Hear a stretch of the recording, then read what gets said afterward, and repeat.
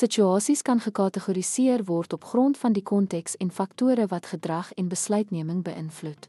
Deur die verskillende tipe situasies te verstaan, kan ons beter ontleed hoe individue op verskeie omgewings en sielkundige snellers reageer. Tipe situasies, fisiese situasies, verwys na die tasbare omgewingsfaktore wat gedrag beïnvloed. Sosiale situasies behels die teenwoordigheid en invloed van ander op 'n individu se optrede of besluite. Temporale situasies, tydsverwante faktore wat besluitneming en gedrag beïnvloed. Taakgeoriënteerde situasies, gedefinieer deur die spesifieke doel of doelwit van 'n aktiwiteit. Voorafgaande situasies hou verband met 'n individu se emosies of sielkundige toestand voordat 'n besluit geneem word.